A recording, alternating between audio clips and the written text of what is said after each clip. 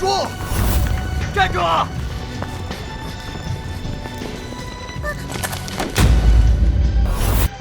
小兔崽子，还想跑？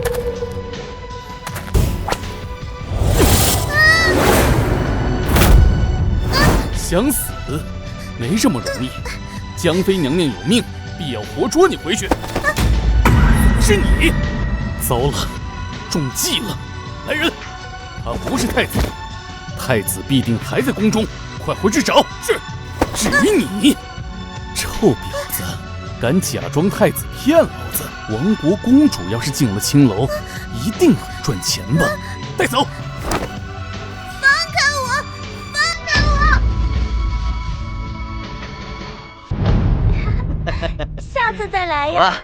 来，大人，里面请。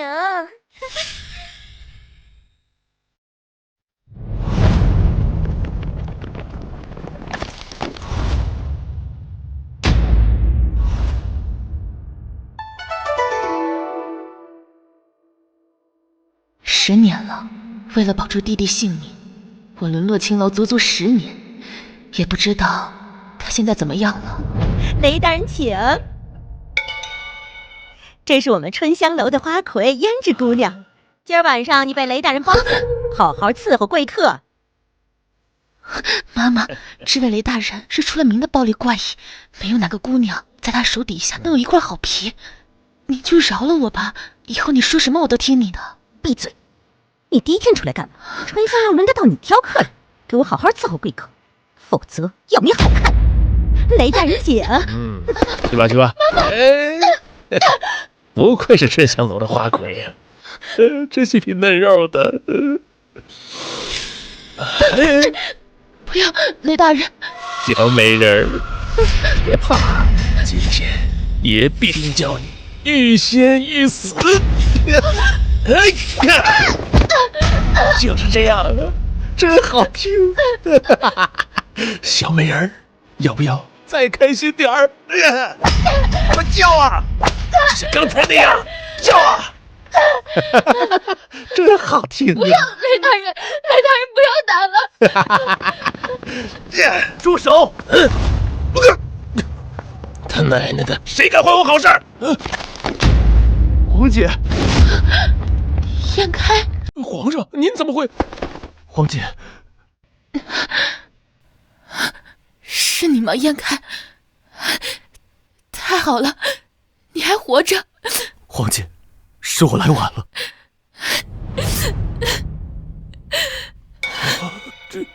当年你用一己之身护着我，给了我活下去的机会，我用了整整10年，韬光养晦，肃清奸党，终于登基。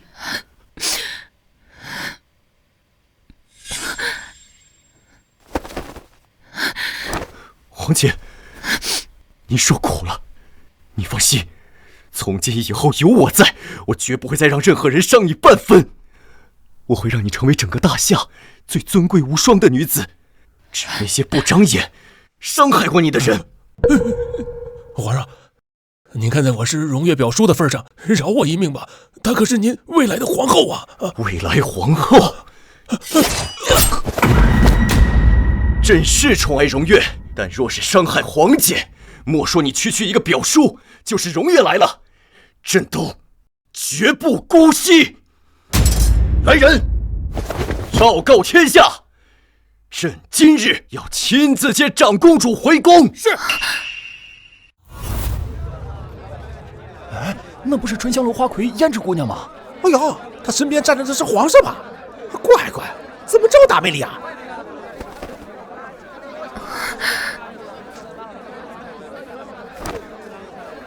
今天风大，王姐别着凉了，我们上车。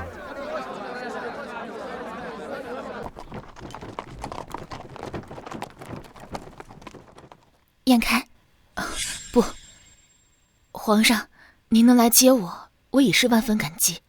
只是这长公主的名号，我实在是不敢当，还请皇上您收回赐封成命，不要昭告天下。皇姐，这是什么话？当年若不是你假扮成我，引开乱党注意，我早就不知道死在哪个角落了。你是我唯一的亲人，也是无条件信任爱护我的人。莫说区区长公主名号，我要赐你金玉令，剑令如剑阵亲临。别！姐姐知道你还活着，能再见你一面，就已经心满意足了。那些虚名姐姐不需要，也不希望外人知道，如今尊贵端安的皇上有一个我这样肮脏的姐姐。姐姐，还请皇上成全。好，我答应你。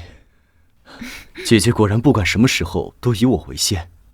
不过，弟弟有一件事你必须答应。宫中的荣月这些年来与我相伴相依，我打算立她为皇后，想让你来证婚。这怎么能行？非你不可，你是我唯一的亲人，我的洞房花烛夜当然也要由你点头才叫圆满。姐姐要是不答应我，我就不娶荣月了。别，皇上成家，姐姐高兴还来不及呢。既然皇上执意要求，姐姐答应你。那便这样说好了，皇姐以后不许叫我皇上，我还是喜欢你叫我燕开，就像我们小时候一样。什么？皇上为了一个青楼女子，居然杀了本宫的表叔，还大摇大摆地带她回宫。千真万确啊！奴婢亲眼所见，春香楼前全是百姓，看着皇上温柔细致地把她扶上马车，那胭脂跟没有骨头似的倒在皇上身上。岂有此理！本宫跟在皇上身边，就做好了他有3000后宫的准备。没想到他居然被一个青楼娼妓迷成这样，居然还为了他杀了本宫的表叔。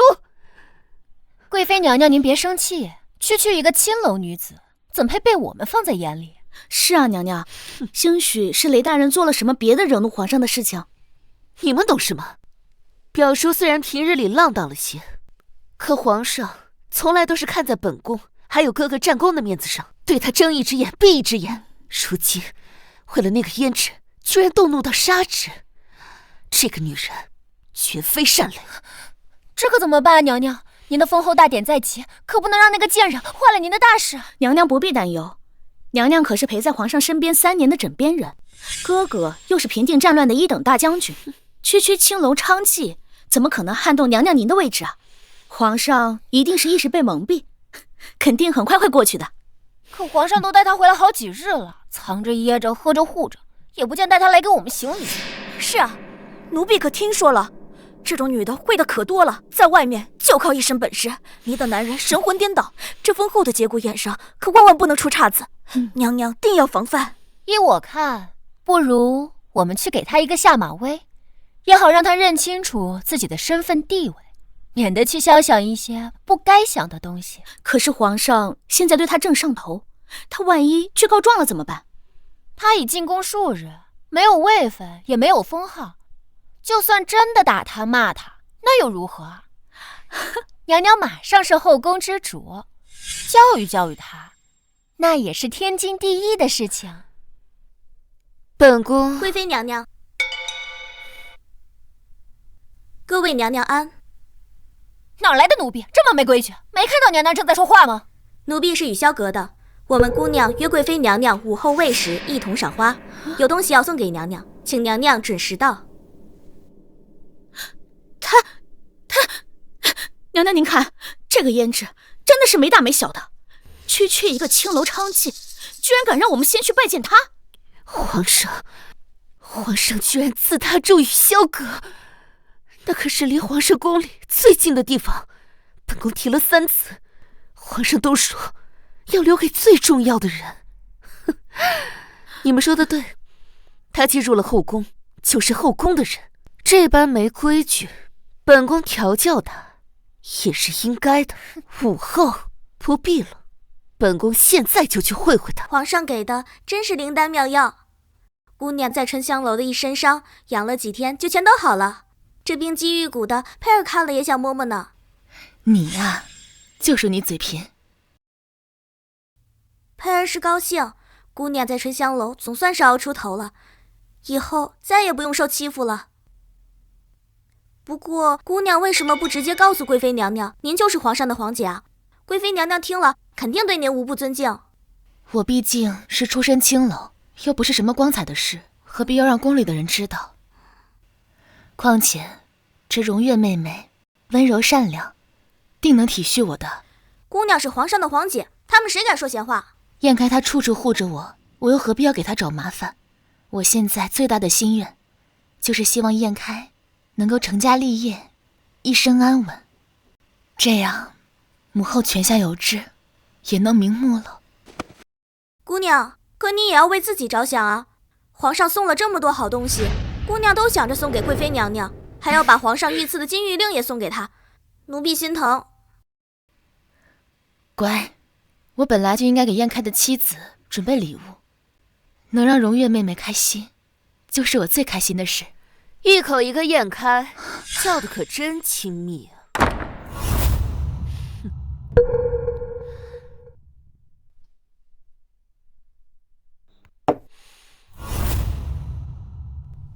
皇上尊贵无双，什么时候轮得到你个阿扎贱人直呼其名了？你就是荣月妹妹吧？贵妃娘娘的名号岂是你能叫的？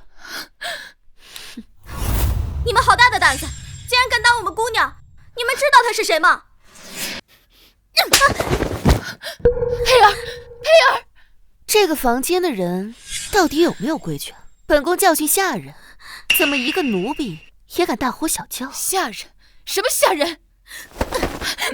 胭脂姑娘莫不会以为进了宫，就真把自己当皇上的心上宠、人上人，敢和我们贵妃娘娘平起平坐了吧？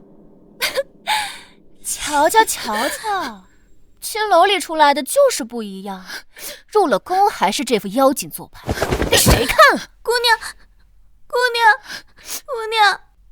不是的，你们误会了，我只是没想到你们会来这么早，所以我就……这后宫是贵妃娘娘的家，自然想去哪里就去哪里。慢着，这不是西域进贡的神仙玉女膏吗？怎么会在这里？神仙玉女膏极为珍贵，西域1年几万人才能磨出那小小一盒，向来都是送进贵妃娘娘宫里，连我都未曾见过。我就说今年怎么没有，居然在你们这儿！这是皇上赏给我们姑娘的，还有那些也是。皇上说了，我们姑娘用多珍贵的东西都值得。你还敢多嘴？还敢多嘴？住手！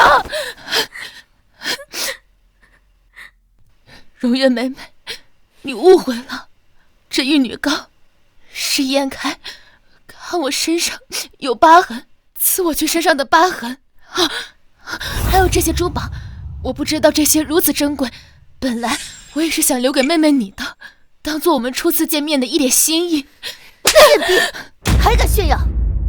你是想说皇上宠爱你，以往赐给本宫抹脸的东西，在你这儿只配用来涂脚？不是的，妹妹你误会了，本宫也是你配叫妹妹的。本宫的兄长是辅佐皇上登基的大将军，本宫伺候皇上多年，才有如今尊贵的地位。你算个什么东西？荣月妹妹，你真的是误会我了，我跟你们不一样。当然不一样，你一个青楼里出来千人睡万人睡的脏东西，怎么能跟我们一起服侍皇上？别说伺候皇上，你连给我们提鞋都不配。妹妹，你们真的误会了，我和燕开不是你们想的那样。居然还敢在娘娘面前直呼皇上的名字！你们住手！你们竟然敢这样羞辱我们姑娘！皇上回来不会放过你们的！笑死人了，小贱婢！真以为你家姑娘是镶金的呀？这里是皇宫，可不是你们那春香楼。且不说明天就是贵妃娘娘的封后大典，即便未封后，贵妃娘娘也早已执掌凤印，处置你们就跟踩死蚂蚁一样。贵妃娘娘的哥哥可是荣超大将军。什么？荣超？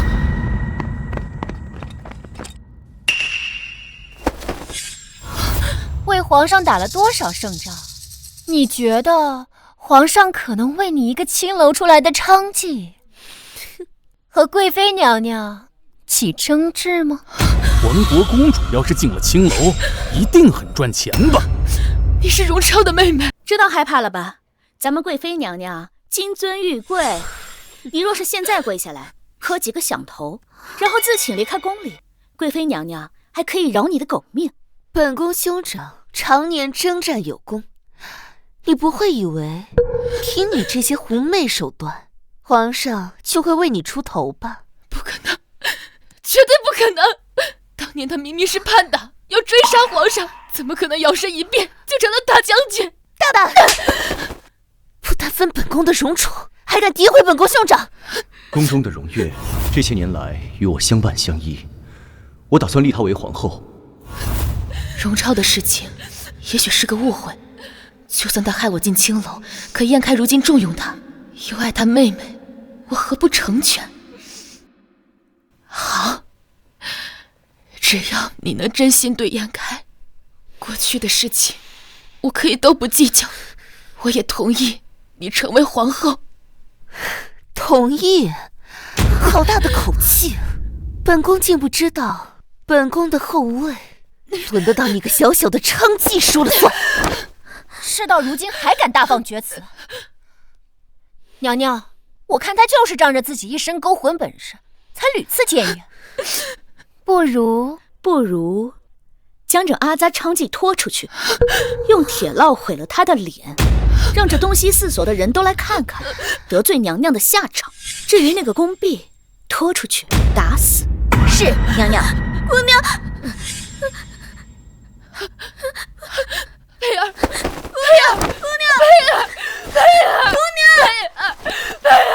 来，带出去。你说什么？荣儿去找皇姐了？皇上为何这般着急？你懂什么？荣月向来骄纵，这些年又被朕宠得无法无天。她若是和皇姐吵起来，皇姐定要吃亏。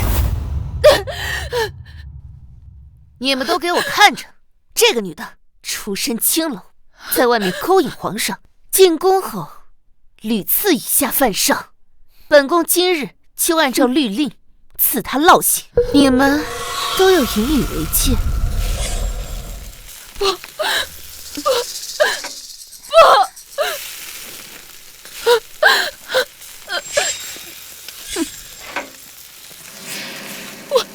我是皇上的亲姐姐，我叫萧彤，我是皇上的亲姐姐，你们不可以动我。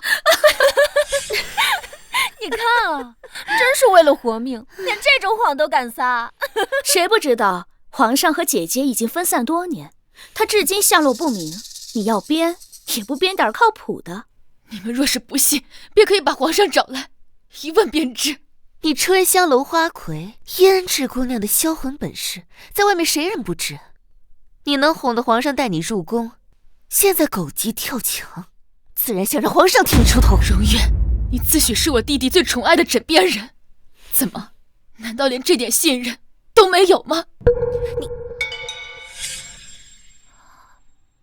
娘娘，皇上的确提过会在封后大典前带回长公主，这事儿要不先问清楚？是啊，娘娘，此事非同小可。你想要顺利当上皇后，还需要经过长公主的同意才是。混账！你们是猪脑子吗？怎么可能？本宫日日与皇上在一起，若真寻回了皇姐，本宫会不知道吗？皇上不会昭告天下吗？分明就是他胡说的！你们还愣着干什么？动手啊！不要，放开我！不要，我真的是皇上的亲姐姐，我是当朝的长公主，放开我！荣月，本宫再给你最后一次机会，你现在立刻停手！你哥哥荣超当年做的那些事情，我可以既往不咎，可你3番4次的羞辱我，只要我一句话，你这封后就会落空。没有我的首肯，你这个皇后当不成。好的很。本宫今天定要毁了你的脸，不仅如此，还要打断你的腿，扒了你的皮。本宫倒要看看皇上会不会因为你这个青楼娼妓摘去本宫的凤冠，无视我哥哥为他打下的天下。来人，把东西拿过来！不要，放开我，放开我，放开我！老实点！从没有人能分得本宫的荣宠，所有妨碍本宫的人都得死！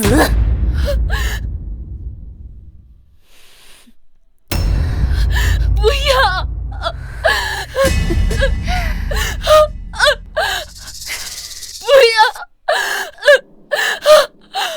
皇上驾到！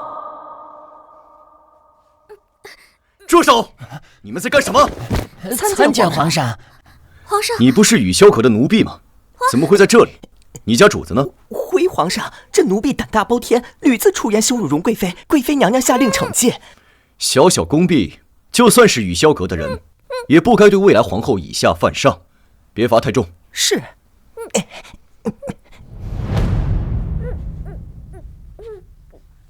皇上，姑娘有危险，您快去救救她！什么？不好了，娘娘，不好了，不好了，娘娘！皇上撞见雨萧阁宫女受罚，发了好大的火，正四处找胭脂姑娘呢。皇上来了，快放了本宫！什么？难道她真的是长公主？不可能，皇上从未对本宫提起找到皇姐一事。可是娘娘，咱们只是处置她身边的一个宫女，皇上就龙颜大怒。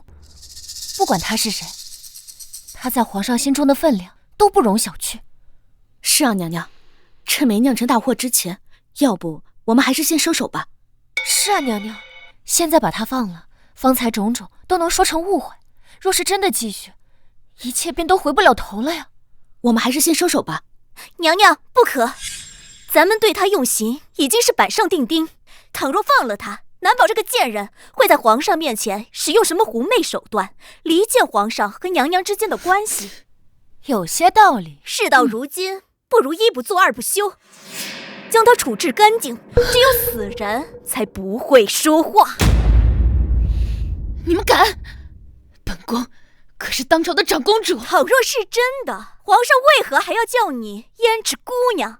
你分明就是胡说八道。那是因为我……娘娘，这左右不过就是个青楼娼妓，杀了她，皇上再怎么上头，也会念及与娘娘之间的情分。真放纵了她，反而是个祸害。你说的对，本宫绝不允许别的女人在皇上心里有特殊地位。秀月，差几个人想办法拦一拦皇上的脚步。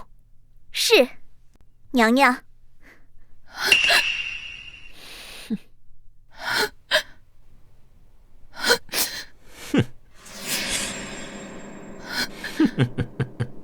你想干什么？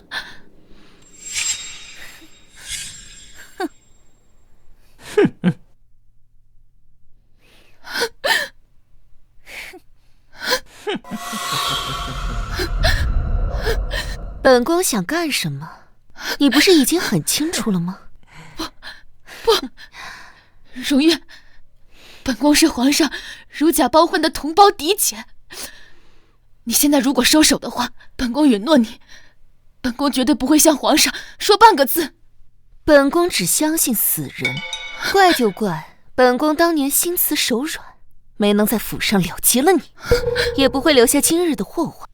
同样的错，本宫不会再犯第二次。你说什么？看来你把我忘了呀，彤彤姐姐。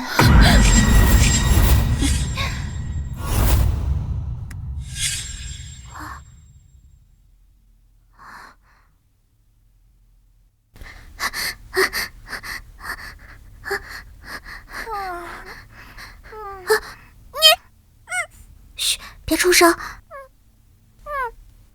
将军府怎么会有你这样的小姑娘？你也是被抓来卖去青楼的吗？你别怕，叫我彤彤姐姐就行，我带你走。这个时辰最安静，我们偷偷溜走，应该没人会发现。来人呀！裁缝的人跑啦！放开我！放开我！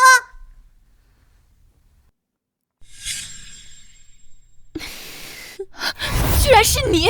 居然是你！当初要不是你，我早就逃出来了。我怎么会在青楼被苦苦折磨了10年？你别过来！还是个性子刚烈的，爷今天非把你办了不可！不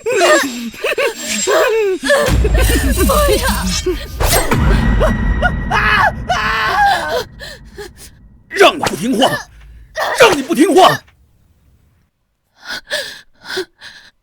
爹爹，母后，是你告发，我早就逃走了。我明明是想救你，可你为什么要这么对我？当然是帮你认命。你出身卑贱，被卖去青楼，本就天经地义，你怎么能想着逃跑呢？本宫就是要让你学会人生的第一课，认命。那可是青楼，你知不知道一个女子若是被卖到青楼，那意味着什么？当然是逆天改命，攀龙附凤啊！你说什么？本宫出身就金尊玉贵，锦衣玉食，入宫受恩宠，成为皇后，乃是天命。而你区区卑贱草民，能跪在这里跟本宫说话，还不是因为在青楼勾搭上皇上吗？你很该好好谢谢本宫，给了你这个机会。原来在你的心里，人命竟然是这样不值一提。眼开居然还想让你这样的人当皇后，下等人就该有下等人的觉悟，怪就怪你肖想不该想的东西，今天死在这儿就是你的命。荣月，你有没有想过，若我真的是一介草民，我又怎么会出现在将军府？什么意思？你们说月儿有惊喜给朕，朕才放下重要事情来见她，她到底什么时候来？皇上，姑娘有危险，你快去救救她！什么？皇上，这死丫头10怕受罚，在这乱说呢！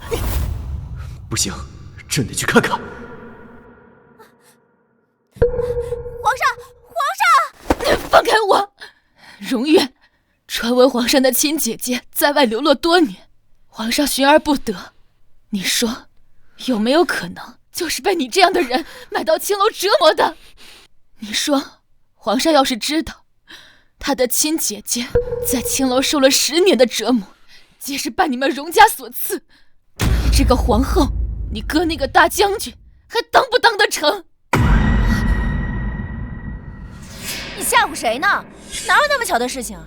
娘娘莫慌，这贱人必是到了强弩之末，故意说这些话来吓唬咱们呢。是啊，荣大将军为国不顾生死，您又深得皇上宠爱，皇上怎么可能会因为一个青楼的贱婢而降罪于您呢？本宫和皇姐一家人的事还轮不到你来操心。皇姐是皇上心尖上唯一的亲人，本宫必定好好伺候，当好这皇后。不，你当不了皇后。你说什么？像你这种嚣张跋扈、欺凌弱小，你这种恶毒的女人，你不配当一国之母。你不过就是本宫压制的一条狗，有什么资格要求本宫在这里配不配？只要本宫活着一天，就绝对不会允许你这样的人出现在燕开身边。是吗？本宫倒要看看你能怎么不允许。听闻这胭脂姑娘在春香楼因技术好而出名，不知道面对太监会有怎样的玩法？你想干什么？你不是不允许本宫留在皇上身边吗？那你就去死吧！来人，好好伺候胭脂姑娘。荣月，你放开我！放开我，荣月！你竟然让这群太监来欺辱我，皇上一定会处死你的！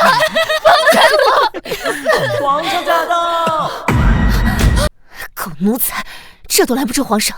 娘娘，还是先把这个贱人拖到一边去，免得伤了你与皇上的感情。来人，带下去。让开！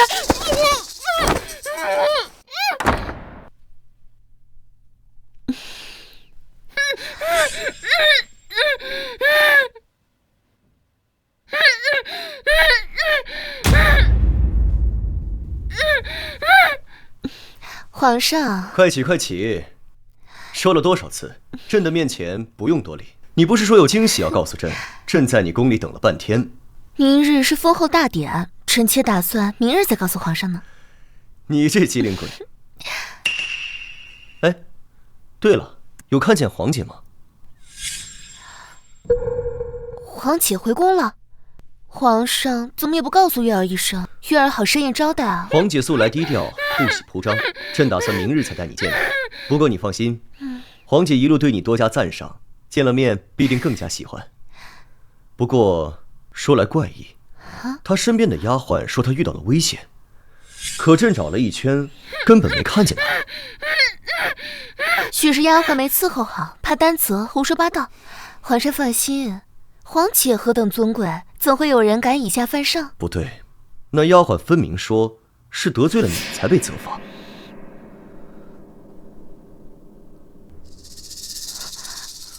你是不是与皇姐起了什么冲突？她……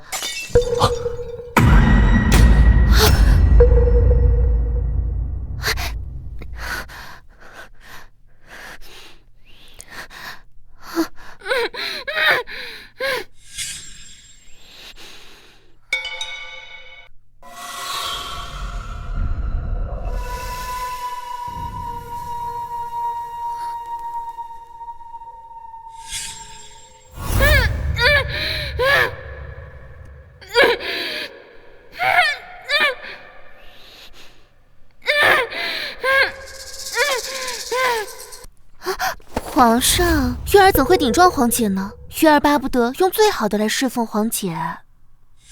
那里面是……不过就是一个不知轻重的奴婢罢了。屡次顶撞月儿，月儿这才小惩大戒一下。是啊，皇上，就是一个不知轻重的婢女而已。对。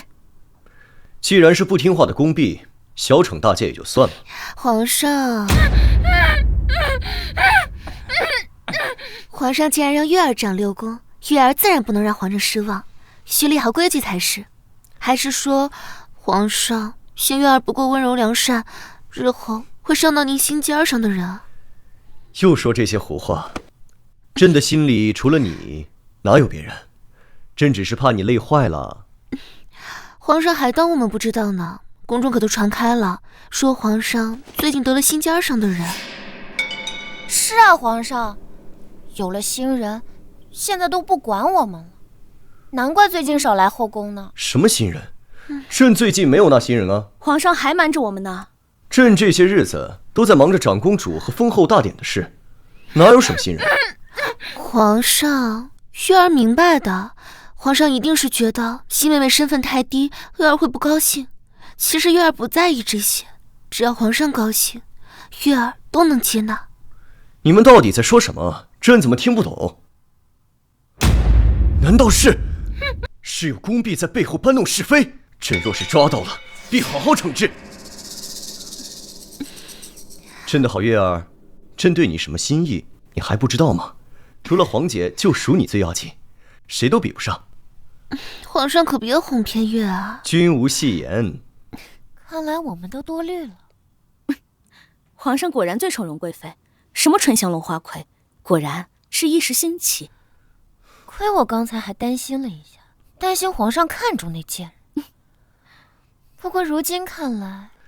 好了，朕来看过你，该去找皇姐了。月儿陪你一起去吧。不用，外面风大呢。你好好准备明日的封后大典，朕要带你见朕唯一的亲人，朕要风风光光的迎娶你。月儿明白了。那朕先走了。恭送皇上。皇上！刚刚那是皇姐的声音。皇上！刚刚那是皇姐的声音。这女的借此三番折腾出动静，我看……皇上定是太想念皇姐，听错了。皇姐怎么会在这里呢？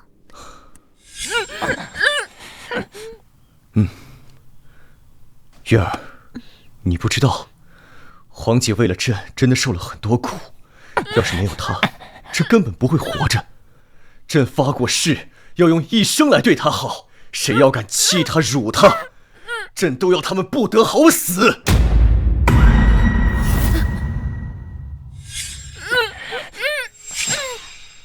月儿明白的，说句大不敬的，月儿总想着，皇上与月儿如果只是平凡尘世中的一双普通人，该多好啊！这样月儿和皇上、皇姐就是最幸福的一家人。皇上放心，月儿必定尽心尽力伺候皇姐，不让皇姐受一点委屈。月儿，有你这份心意，朕一定不会辜负你。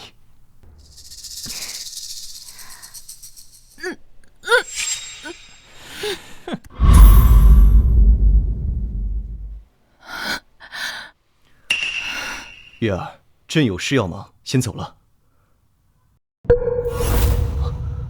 这是朕的禁欲令。什么东西啊？没听说过。回皇上，就是您的禁欲令。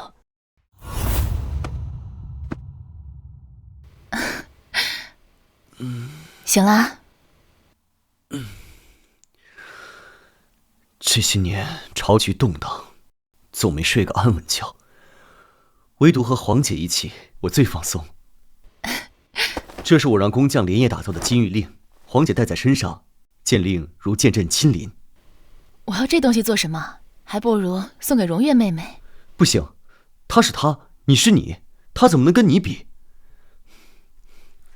皇姐，你值得这世上最好的东西。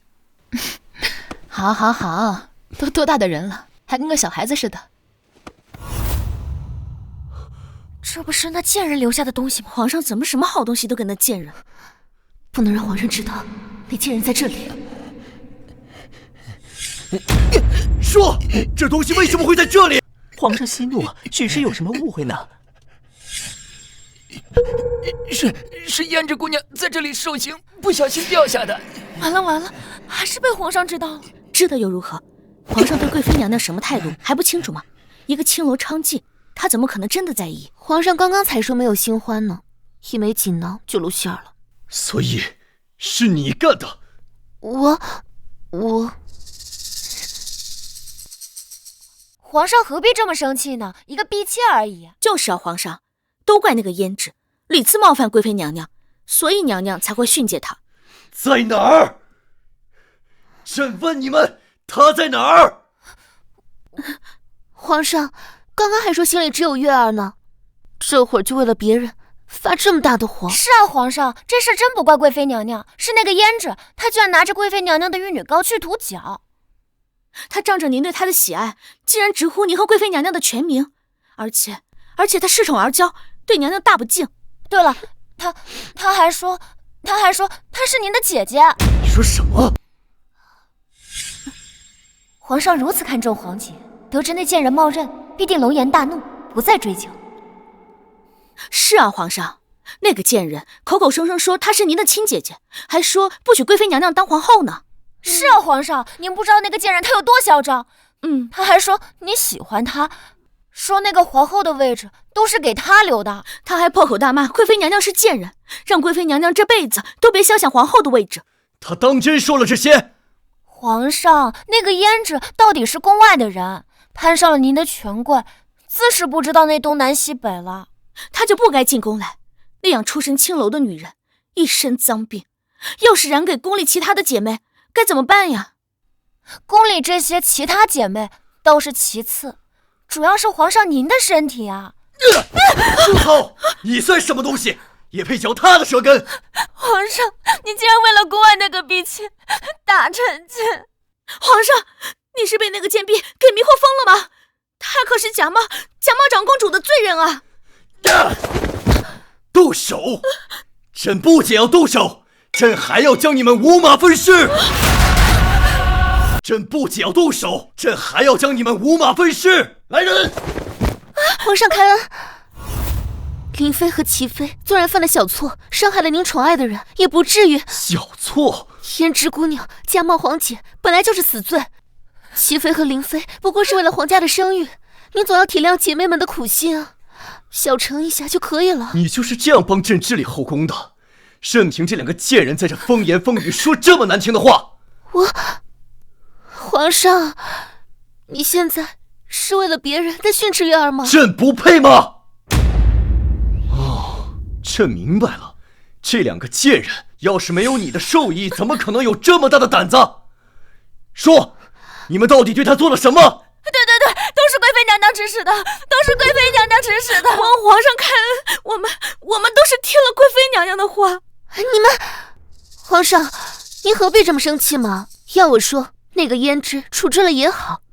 月儿身为未来的一国之母，有责任肃清后宫。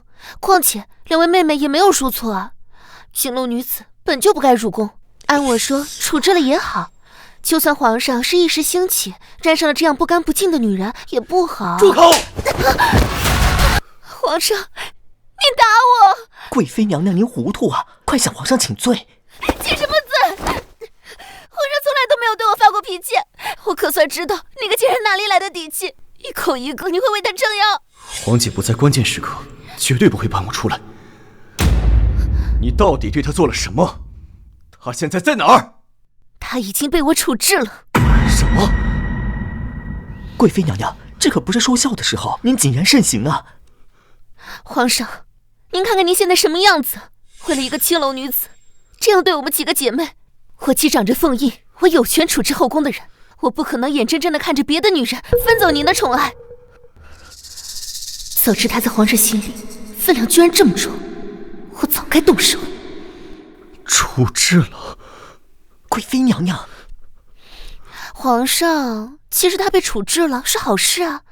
自打她进了后宫，后宫就没有一日安宁，一个青楼女子而已嘛。皇上要是喜欢，幼儿什么都可以为你学，何必惦记她一个？你竟然敢动她！你竟然敢伤她！程旭，朕今天要了你的命！皇上息怒！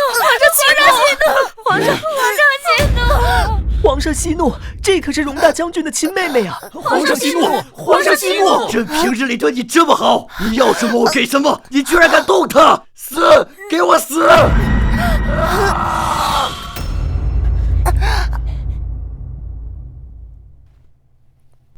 燕开！是皇姐的声音。怎么还活着？皇上饶命！皇上饶命！皇姐，燕开，你终于来了。还真的是长公主！皇上饶命！皇上开恩啊！还愣着干什么？拖下去，凌迟处死！皇上饶命！皇上饶命！皇上！燕开，没事了。完了，什么都完了。她真的是长公主，我就说你不要惹她，你非要发疯。难听的话你半句都没少说，你不也一直在挑唆吗？皇上，不关臣妾的事，都是贵妃娘娘嚣张跋扈，是她逼着臣妾对长公主动手的。皇上明察！你们两个贱人！要不是你们两个一直挑唆，本宫怎么可能鬼迷心窍伤了长公主？皇上，月儿真的是被蒙蔽，不然怎么可能伤害长公主？月儿自尽她都还来不及呢，怎么可能会做这种事？你不会，你会得很。朕知道你向来骄纵，却只当你是天真烂漫，不愿与你计较。不料你心肠歹毒至此，简直无法无天。来人，将他们关押起来，听候发落。皇上！皇上，你不能这么对我！我在你身边这么多年，我哥哥是战功累累的大将军。这管你是什么人，只要伤了皇姐的人都得死。今日不杀你们，难泄这心头之恨。燕开，皇姐，是我不好，一时没看着，居然让这种毒妇伤害了你。你放心，朕一定会重重惩治他们。不，燕开，你说什么？都给朕闭嘴！燕开，这事儿不怪他们，本就是我身份低微，所以才让他们误会了。是他们狗眼看人低，不相信你是朕的皇姐，还敢说你冒认身份。皇姐，朕一定会重重责罚他们，让这全天下的人知道谁才是朕最重要的人。还是说皇姐想要亲自责罚他们？皇姐今晚说，他们这般欺你辱你，皇姐想要怎么处置，上多少刑罚都可以。我说过无数次，我是皇上的亲姐姐，可你们却始终不信。我说过，要让你们后悔，我要把你们都逐出宫去。就这样？林妃、齐妃，你们两个没有是非观，只会煽风点火，把你们留在后宫，只会多生事端。我要将你们逐出宫去，我让你们永远都不得踏进这宫中半步。谢长公主不杀臣，谢长公主。荣月，本宫说过，你品行不正，行事无状，有我在，你当不了皇后。你这样的人，就应该逐出宫去。但考虑到你是荣超的妹妹，本宫就将你贬为才人，以示惩戒。什么？我不仅当不了皇后，你还要降我的位分？荣月，皇姐已经开恩饶你一命，你还不知悔改？可皇上明明答应过我，让我……朕是宠你爱你，但朕也说过，皇姐是朕最重要的、唯一的亲人。可我……荣月，你究竟知不知道自己做了什么？皇姐这10年来经历的每一份痛苦，都是为了朕，而你们居然敢讽刺，敢看不起她，你叫朕如何原谅？可月儿不知道她是长公主啊！不知道就可以为所欲为吗？你这样，朕能指望你当皇后，宽待后宫吗？真是不知悔改！来人，将荣月带下去，杖刑！不，皇上，月儿知错了，不要皇上！皇上，请三思啊！她毕竟是荣大将军的亲妹妹。荣超的妹妹怎么了？就是因为这样，朕才骄纵了她。可是谁再敢求情，跟她一起受罚。皇上，要不还是算了吧。可她伤害了你，你怎么能心软？我不是心软，只是她是荣超将军的妹妹，又是贵妃，一个姑娘家，若是被杖刑，这下半辈子恐怕……用不着你假惺惺，都怪你！要不是你，皇上不会这么对我。你进青楼已成事实，可你为什么要回来？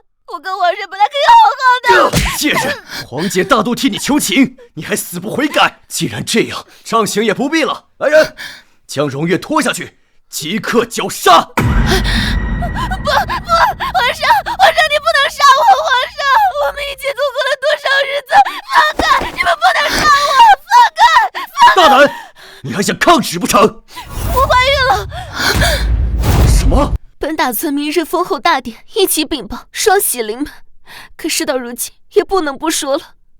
皇上，臣妾已有身孕，您忍心伤害我们的孩子吗？还愣着干什么？来人，去请太医。拜见皇上。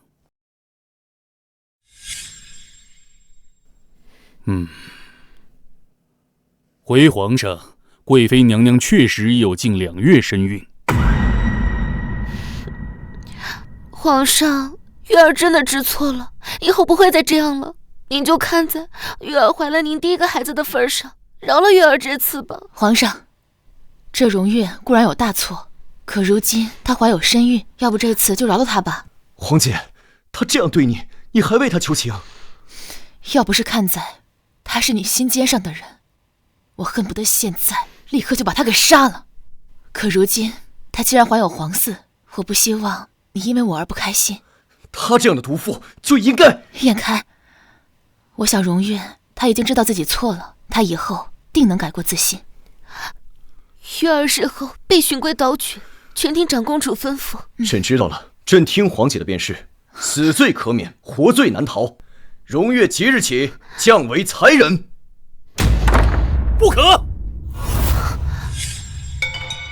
贵妃娘娘不仅不能被降为才人，还应该按计划，在明日册封为皇后。哥哥，乖，有哥哥在，没人可以欺负你。皇上，贵妃娘娘不仅不能被降为才人，还应该按计划，在明日册封为皇后。放肆！皇上的家事什么时候轮到你来插嘴？别仗着自己立过一些军功，在这以下犯上。小李，荣超，你……贵妃娘娘是皇上的枕边人，我是贵妃娘娘的兄长，什么时候轮到这种低贱的东西来多管闲事？荣超，你眼里还有没有朕这个皇帝？正是因为有，臣才敢冒死谏言。您带一个青楼女子回宫，此事已经闹得沸沸扬扬，如今还要降贵妃娘娘的位分，皇家颜面何在？荣家颜面何在？荣月干出这样的事，还有什么资格谈颜面？朕心意已决，明日的封后大典，朕执意取消，谁也不能左右。臣不同意。荣超，皇上，您难道真为了一个青楼女子，寒了100万驻守边疆将士们的心吗？你威胁朕？臣无此意，但请皇上三思。她不是青楼女子，她是用性命护着朕的皇姐。倘若她不是呢？把人带上来。胭脂姑娘可还记得她？素娘？没错，她就是春香楼老鸨素娘，就是她当年把胭脂捡回去，收养那么多年。就是你害得皇姐受尽屈辱，朕要把你碎尸万段！皇上别着急，人都来了，不妨听听她怎么说。素娘，回皇上，老身的确经营着春香楼，收留着许多无家可归的姑娘。当年的长公主也的确在楼里待了一些日子。荣超，你还有什么话好说？但是胭脂姑娘不是皇上的长姐，真正的长公主是当年死了的芙蓉。什么？当年春香楼里同时来了2个同龄姑娘，一个胭脂，一个芙蓉。比起胭脂，芙蓉性子要更温婉些，老身很喜欢她，一直将她好生养着，花一般漂亮。没想到某一天，真美。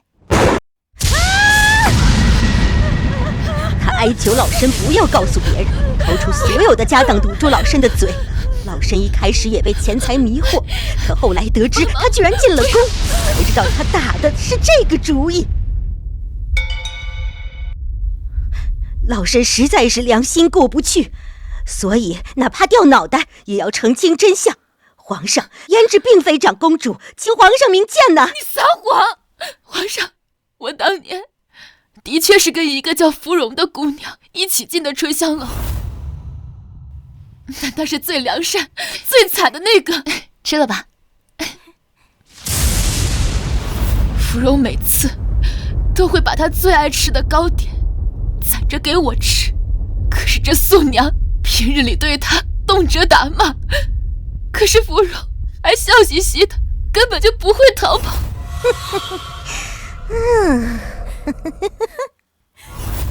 你说我掏出了所有家产，只为了堵住你的嘴。我倒是想问你一句，像我们这样的人，什么时候有权利能支配自己的钱财？可怜的芙蓉，为了你们春香楼赚了多少金银财宝，可最后呢？最后他只得了一张小小的席子，被你们给扔进了乱葬岗。皇上，我说的句句都是实话，请皇上明鉴。皇姐，使不得，快起来。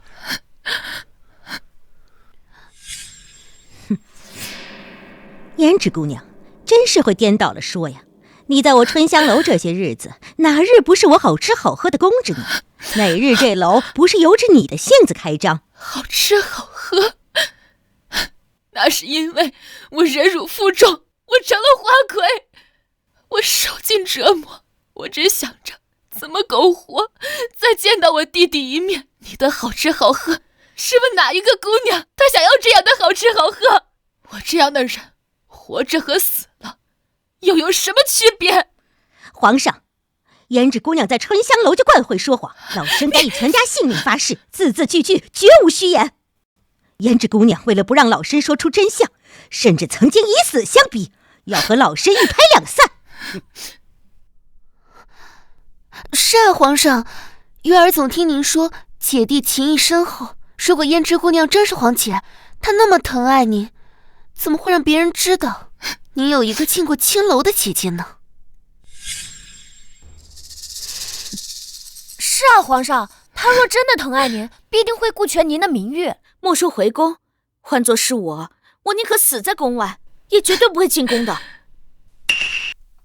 皇上，胭脂知道您在找长公主，早早开始谋划，将芙蓉的精力都带入自己身上，就是为了荣华富贵的机会。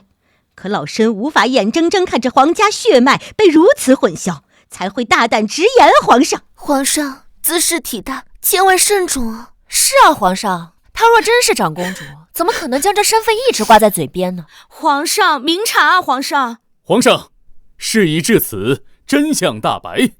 我妹妹不过是惩治了一个满嘴谎言的贱人，她根本没有犯错，请您依照对妹妹的承诺，明日立后。原本我也是不想活的，皇姐，可母后曾经说过，作为姐姐一定要时时刻刻地护着弟弟，无论怎么样，母后都希望看到我们能够好好的活着。你们姐弟要记住，不管发生什么，都要相互守候。童儿，你是姐姐，不管发生什么事情，都要护好弟弟，知道吗？站住！赶紧走，快走啊！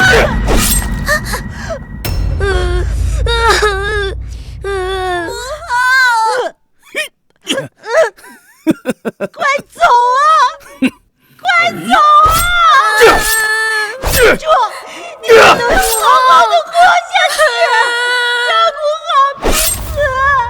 其实，像我这样肮脏的人，活不活着又有什么关系呢？可是你不一样，姐姐听说你平乱了，登基了，姐姐真的替你感到开心。可是姐姐就是不甘心，姐姐很想再见你一面，哪怕说要了姐姐的命，姐姐也想再见你一面。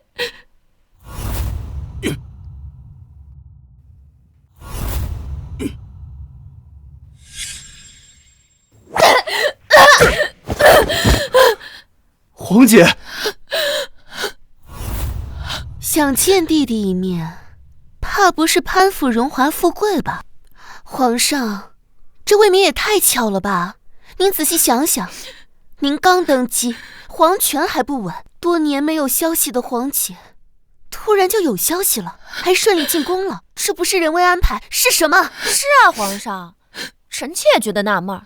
按理说，这长公主应该干净温婉，可她看您的眼神儿，可算不上清白。哪有姐姐这样看弟弟的？就像看恩客一样。你们胡说！皇上，月儿是骄纵，是任性吃醋，可月儿不是不讲道理的人啊。若不是他三番几次的引导激怒，月儿不会这样愤怒至极的呀。分明我早就告知了你们我的身份，可你们偏偏要说我是个狐媚的人。可不就是狐媚吗？你一个宫外人，跑进宫里来冒充长公主，谁知道会对皇上做些什么？我可是皇上的亲姐姐。胭脂，事到如今你就认了吧，说不定皇上还能从轻发落。你都给朕闭嘴！朕绝对相信，她就是朕的皇姐。皇上，此事已闹得沸沸扬扬，不出半日，满宫皆知，免不了流言四起。朕看谁有这么大的胆子？奴才奴婢固然没有这个胆子，可既有此事，就难堵悠悠众口啊。皇上，以后大家会怎么看胭脂姑娘呢？是啊，朕不能再让皇姐受到别的伤害了。那你有什么主意？事到如今，臣倒有一法子：滴血认亲。万万不可！皇上乃万金之躯，怎可有此损伤？是不可有损伤，还是你不敢啊？皇上，事到如今，臣妾也不得不说，这胭脂姑娘确实处处透露着诡异。之前的大可不说，这滴血验亲的紧要关头，换做旁人都着急确认，怎么到了他这儿倒是想着百般阻挠？是啊，皇上，换作是臣妾卷入到这种要杀头的误会里，是万万不敢有异议的。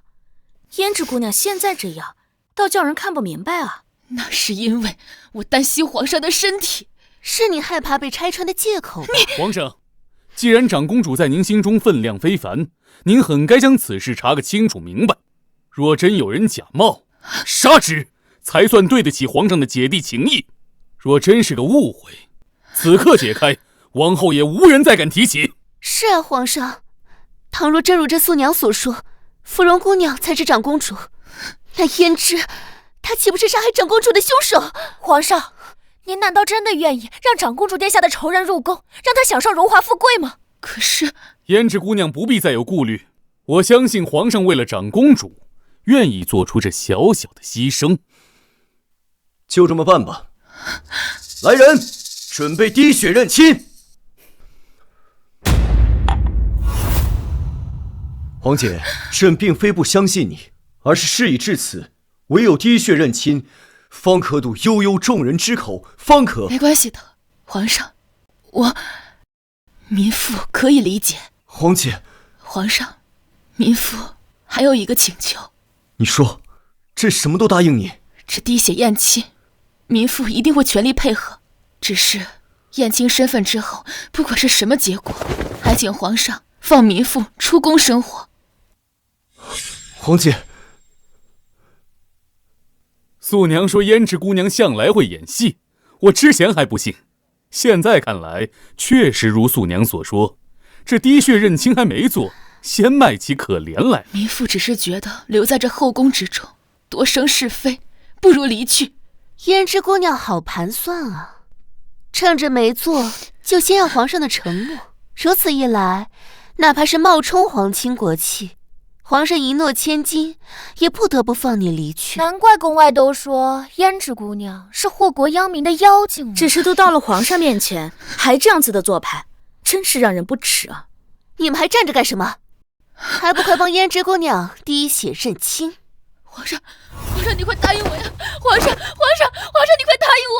皇上，皇上！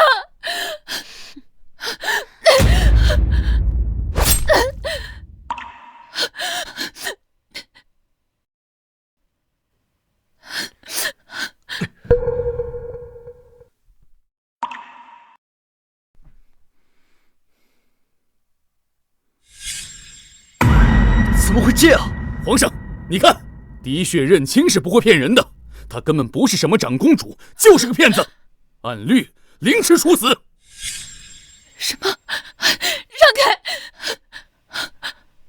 这不可能，这不可能！皇上，可怜月儿与姐妹们受这无妄之灾，被胭脂姑娘害得好惨啊！皇上，臣妾们真的是冤枉啊！如今真相大白，请皇上尽快做出决断，不能让这种妖言惑众的贱人祸乱宫闱。不可能，这绝对不可能！我跟燕开明明就是亲姐弟，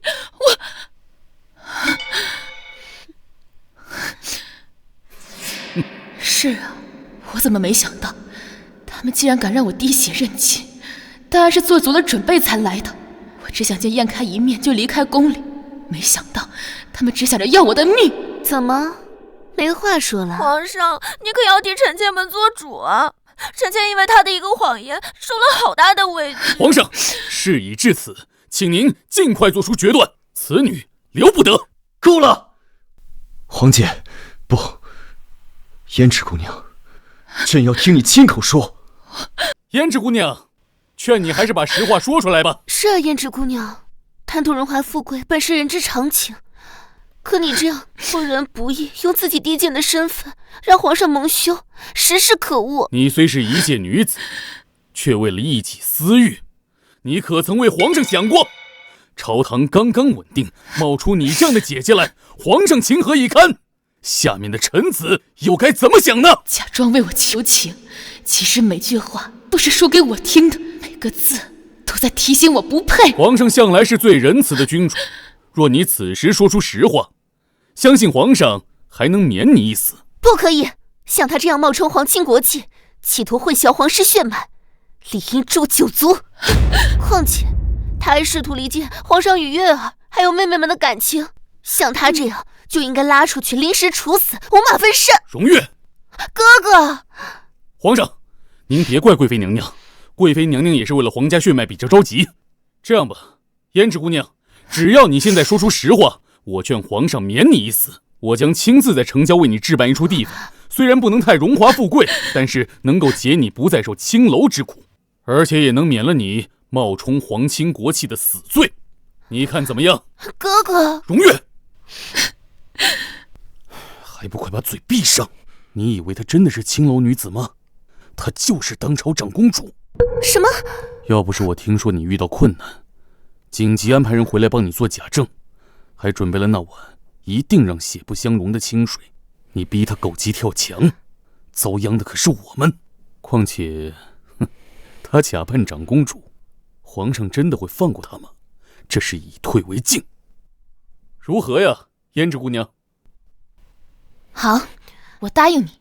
不过我还有一个要求，明日就是封后大典，我想亲眼看到皇上娶到新后。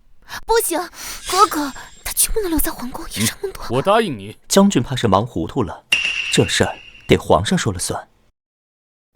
皇上，胭脂姑娘也是在青楼多年受苦，入了皇宫想长长见识罢了。我觉得这也不是什么大事，就答应他，如何？朕答应你，不管你是什么身份，朕饶你不死，也容你看完明日的封后大典。好，回禀皇上，民妇确实不是您的亲姐姐。你说什么？没错，和老鸨说的一样，我当年就是嫉妒芙蓉姑娘，我嫉妒她和我一起进了春香楼，为什么她却在某一日一跃成为皇上的亲姐姐？明明我们两个是一起受的苦，我嫉妒她，我不甘心，我就亲手把她给打死了。我顶替了芙蓉姑娘的身份，我要享受她取之不尽的荣华富贵。胭脂姑娘，这可不是小罪，您想清楚了再说。我要谢谢将军，谢谢贵妃娘娘，让我彻底幡然醒悟，甘愿坦白这一切。只愿皇上，您能答应我的请求，明日册封大典结束之后，无论你想要怎么惩治我，我都甘之如饴。眼看这是我最后一次叫你弟弟了。荣超和荣月纵然可恶，一个害我落入万劫不复之地，一个断绝我在你身边活着的所有心思。可说到底，他们有2句话是对的：你贵为天子，不应该拥有我这样的姐姐；你朝堂刚稳，不应该因我再生任何的波澜。姐姐这辈子没什么期望，只要你过得好，姐姐怎么样都可以。我反正是残躯败柳，活不活着也没关系，只要看着你娶妻和满，这一生也是值得了。你究竟知不知道自己在说什么？冒认皇亲国戚可是死罪。皇上，胭脂姑娘一一坦白，请您不要再怪罪。我相信贵妃和几位娘娘也会网开一面。是啊，是啊，唉，可真是个可怜人呢。苏娘，没你的事了，下去吧。是将军。朕再问你一次，你当真不是朕的皇姐？她当年真的是被你打死的。没错。你就不怕朕一怒之下杀了你？怕，我当然怕。但是经过今天贵妃娘娘和将军的教诲之后，我不会再错下去了。假如皇上一定要杀了民妇才能泄心头之恨，民妇接受皇上任何处置。你不应该有我这样的姐姐，只要你能好好的活下去，姐姐怎么样都可以。好得很。来人呐！朕要将这个不要脸的青楼女子……皇上！皇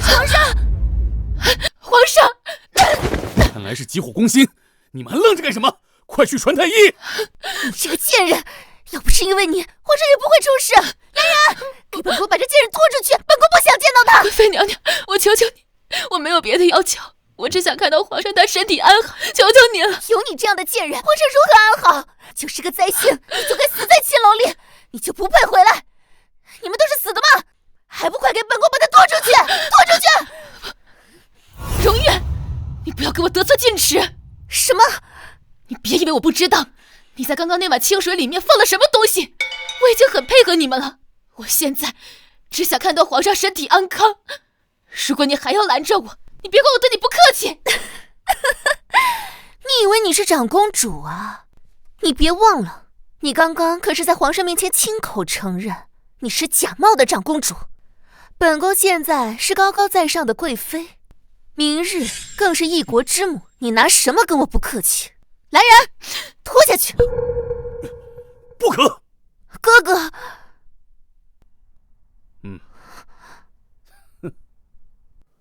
处置他的事情不着急，皇上身体要紧，先将皇上扶到寝殿中，你也跟上。哥，你为什么要让那个贱人跟上？皇上的事情跟他有什么关系？闭嘴！哥哥这么做是有原因的。将军，皇上他有话快说，干什么这么吞吞吐吐的？将军，皇上病入膏肓，恐怕命不久矣呀。胡说八道什么？皇上身体一直都很好，之所以会晕倒，是被某些人刺激罢了。娘娘，弃妻攻心只是表象，皇上的脉象摸上去时强时弱，外在看起来很健康，实际上体内已掏空了。什么？弟弟，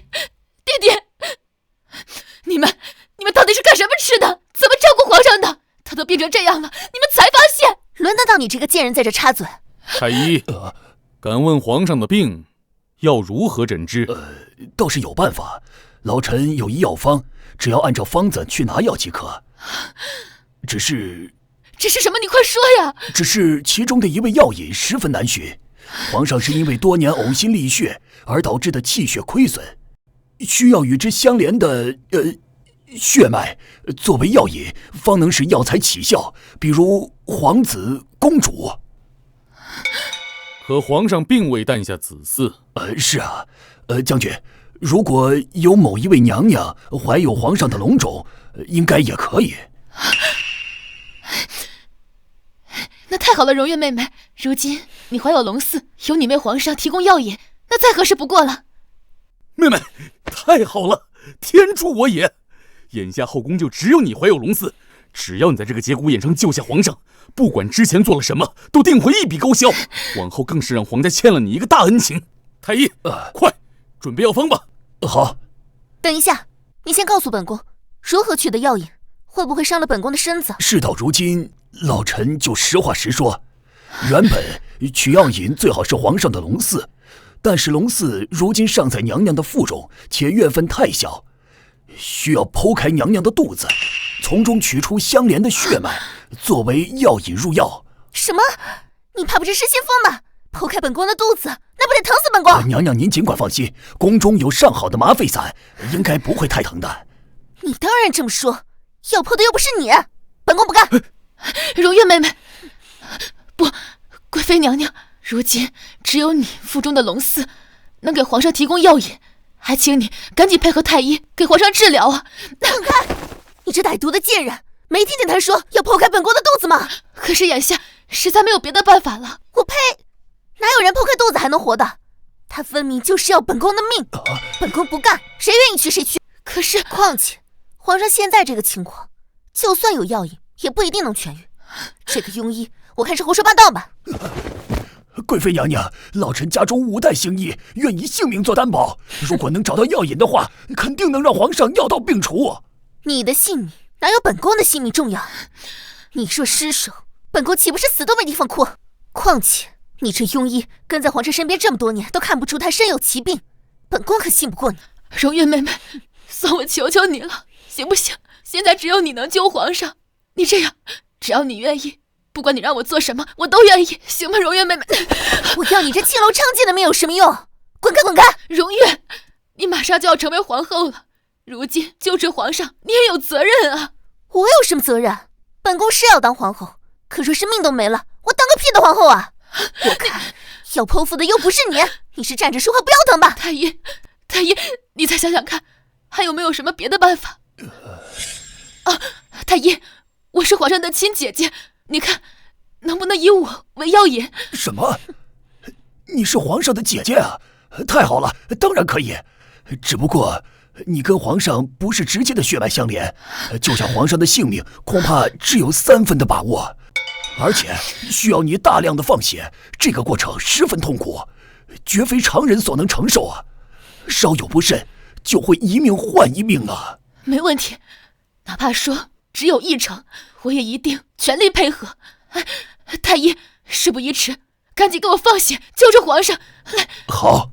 且慢。怎么了，哥哥？放血的事情我不同意。为什么？哥哥，他要去就让他去，你拦着他做什么？妹妹，你是不是忘了，他刚刚才在皇上面前承认自己不是长公主。你若是现在让他救皇上，等皇上醒来，你要如何解释？岂不是要我们把找人撒谎和伪造滴血认亲的事情一一交代？可事到如今，只有他跟我才能救皇上，难不成你真让我剖腹啊？我可不干。而且方才是你非要他跟着进来的。因为太医刚才偷偷跟我说了皇上的病症，我知道留着这贱人有用。他要放血就让他去，快，太医，快把他带走，要放多少放多少。我改变主意了，我决定不救皇上。什么？荣超，你知不知道你在做什么？是啊，哥哥，你怕不是失心疯了？这种话都说得出来？妹妹，你仔细想想，朝廷本就刚刚安稳，群臣未必见得都那么向着他。他若现在重病驾崩，你腹中胎儿就是唯一的皇家血脉，到时候，这天下，这江山，岂不都是我们说了算？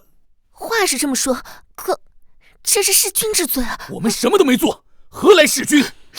不过是太医诊断发现皇上病入膏肓，回天乏术罢了。荣超，你荣超，你疯了吧你？疯？不是疯，是我审时度势罢了。要不然我当年是怎么从围剿你们的乱党，一步步成为大将军？你居然承认了？我承认又怎么样？当年我在江妃娘娘命令下清除皇后的势力，谁知被你这贱人装成太子蒙混过去，让萧燕开活了下去，还逃出去培养了自己的势力。江妃那帮蠢货，连一个黄毛小子都打不过，我只好混到萧燕开身边，尽忠职守，混到今天这个位置。我妹妹像花儿一样，我打点了多少心思才让皇上迷上她，偏偏你这个时候回来，害得我们差点满盘皆输。萧童，今日一切要怪就怪你们萧家气数已尽，这都是你们的命。不，荣大将军，你讨厌的只有我一个人，与燕开无关。我求求你，让我救救燕开，以后你还可以做你尊贵无上的大将军，荣月妹妹她也还可以做唯一的皇后，这样不好吗？我求求你了，求求你让我救救我弟弟，只要你让我救下燕开，我会死在一个无人的角落。若是有人问起，你们怎么说都行。我求求你了，荣大将军，让我救救我弟弟行吗？求求你们了！你是不是太拿自己当回事了？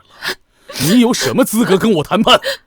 要不是当年你设计让他逃走，他早就死了。现在多活10年，他已经赚了。至于你，我不得不说，你真的很动人，只可惜你的命不值钱。荣大将军，我求求你，求求你让我救救我弟弟，我就这么一个弟弟，我绝对不会成为你们的阻碍。以后你和荣月，你们还可以风风光光的过日子。我求求你们，让我救救他！我求求你们！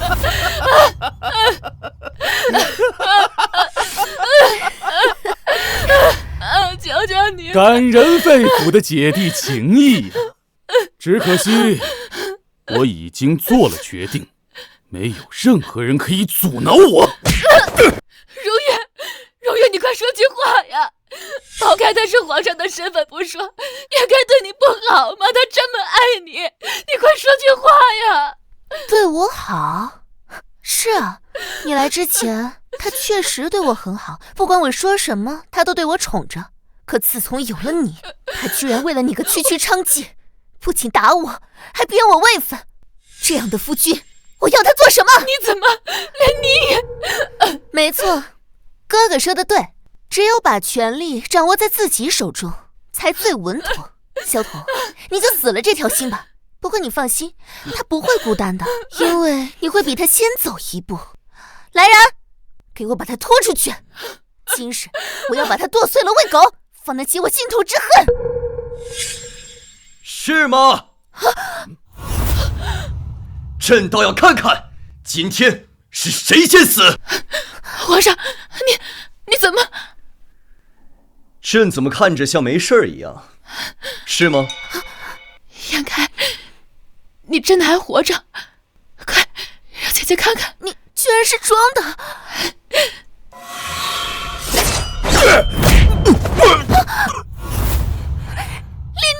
没想到吧，贵妃娘娘，这是我们为你们专门唱的一出戏。好啊，我万没想到，身边居然出现了叛徒。你以为只有你会安插眼线吗？皇姐放心，我没事。若是没有这出戏，朕也不会知道，朕的枕边人和朕一直重用的大将军，居然会是这样的东西。荣超，事到如今，你有何话可说？是我疏忽了，没想到当年借姐姐逃走的太子，如今居然也学会了如此狡诈的奸计。兵不厌诈，你当朕不知道？春香楼的老鸨和那碗滴血认亲的清水，都是你们设计的吗？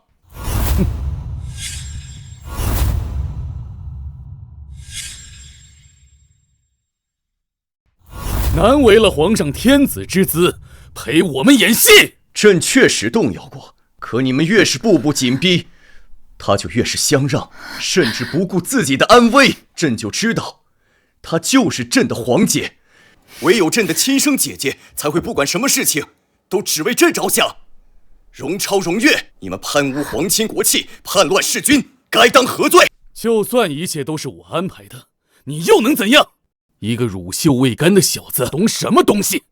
兵权在我手上，只要我一声令下，便有死士冲入皇宫。是吗？将人带上来。这是你的死士早就被朕一网打尽，还有你最亲近的心腹，早就被朕收尽。不可能，不可能！你这些年的一举一动都在我的注视之下，你不可能有这样的本事。你以为这天下只有你懂兵法？韬光养晦这4个字，朕从10年前就知道了。是母后和皇姐不顾自己的生命，教会了我这堂课。带下去。没想到我算计一生，竟会败在你这样的人手里。小眼开，你又能好到哪里去？就算我们今日大败，那又怎样？你皇姐进青楼被男人玩了10年，这也是不争的事实。我倒要看看你将来如何面对天下。拖下去，即刻绞杀！不，如月，哥哥，皇上，求求你，看在我的面子上，饶了他这一次吧，放了他这条狗命，他真的以后再也不敢了。你的面子，你有什么资格求朕？朕躺在床上，一丝生机全在你身上的时候，你是怎么说的？月儿，朕这些年实实在在把你放心上，你是怎么对朕的？你贪图的不过是这一切荣华富贵，所以在朕有事的时候，不管是现在还是将来，你都只会避之不及。你这样的人，朕为什么还要放在心上？叶开哥哥，你听我说，不是的，叶开哥哥。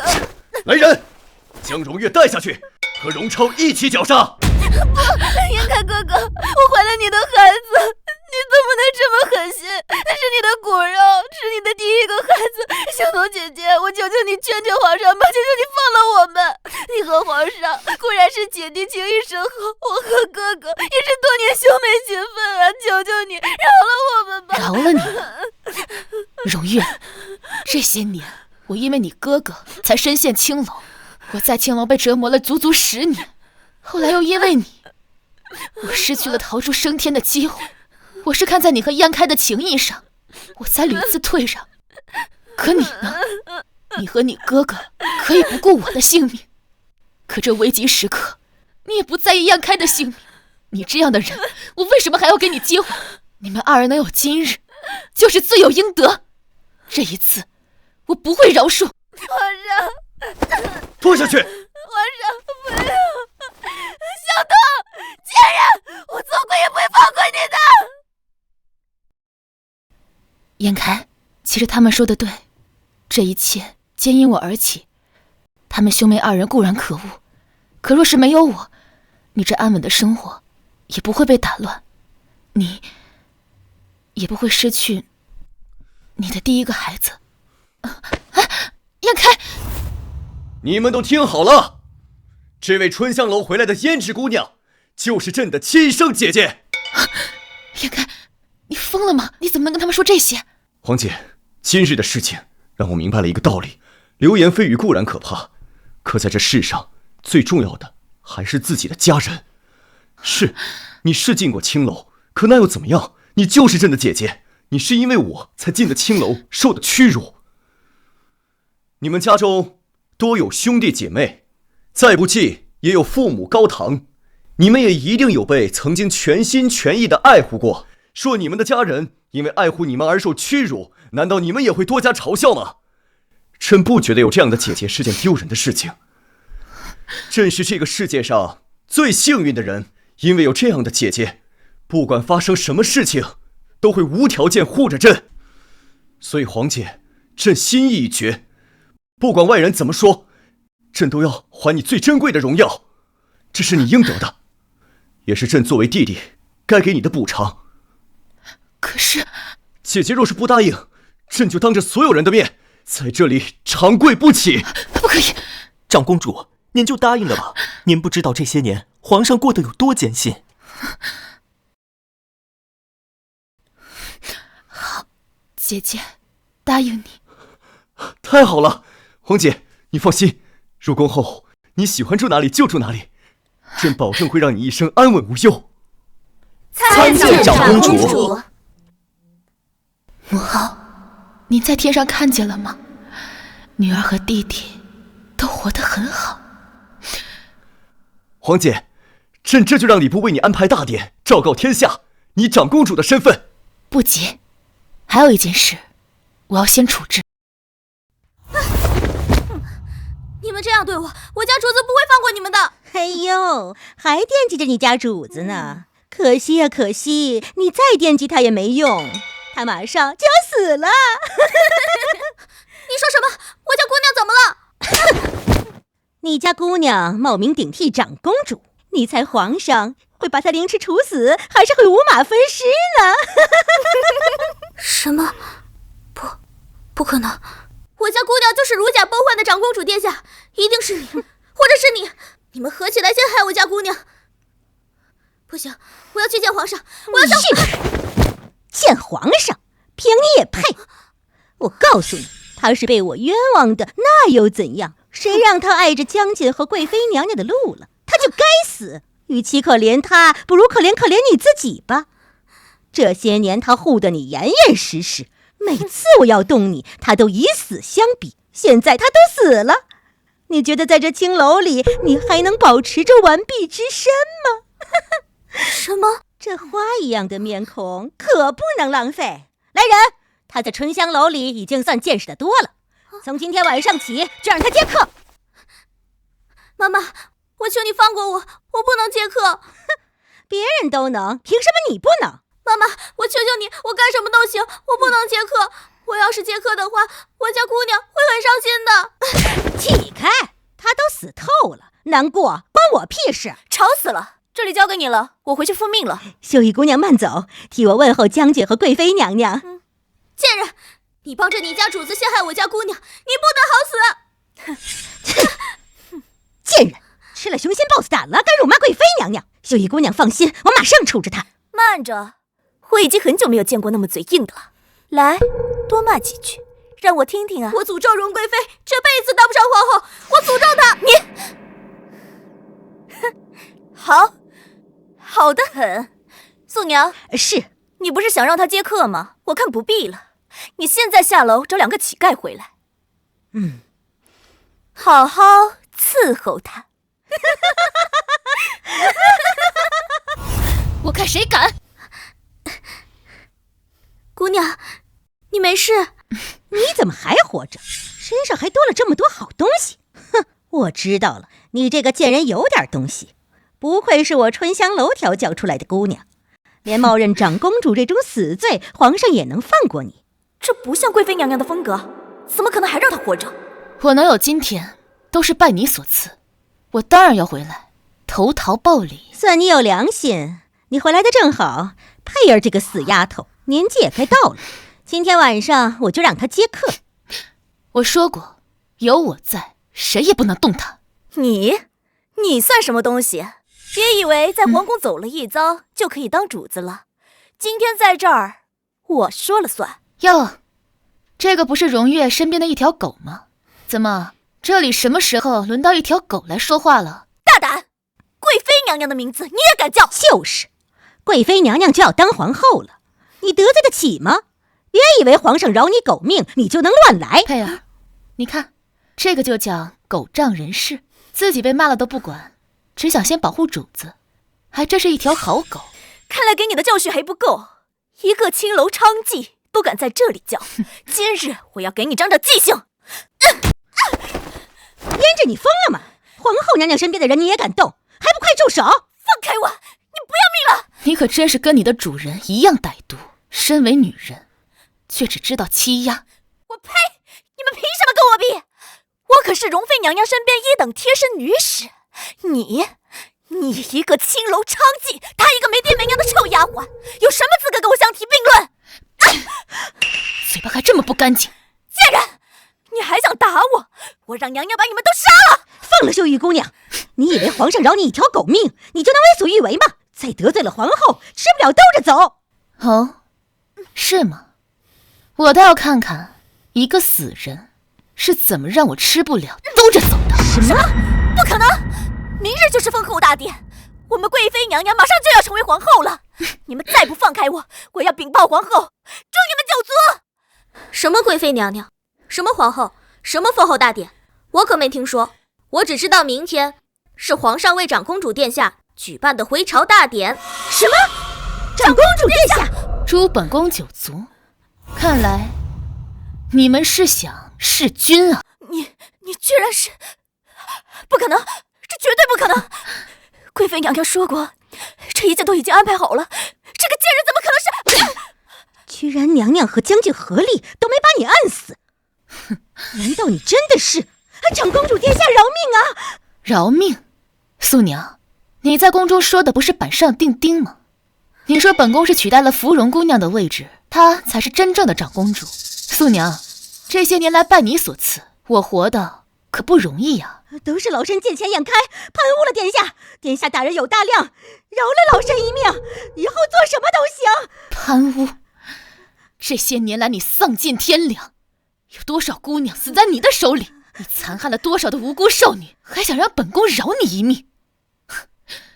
本宫就算不为自己着想，也要为这天下的女子着想，惩治你这个恶人，以免他日再有人落入你这个恶人的手中。把他给我带走！长公主大人饶命！要杀要剐随便你，我绝对不会向你这种低贱的娼妓低头求情的。你本也是穷苦出身，应该懂得穷苦人的心酸，可你千不该万不该，不该一朝攀附权贵就跟着一起欺压人。像你这样的人也该受到应有的惩罚。把他带走！长公主殿下，带走！我知道错了，我知道错了，你饶我一命！姑娘，没事了，佩儿。谢谢姑娘，谢谢殿下。这些年如果没有殿下护佑，佩儿早就……傻姑娘，同是女子，我又怎么忍心让我自己受过的苦让你们再受一遍？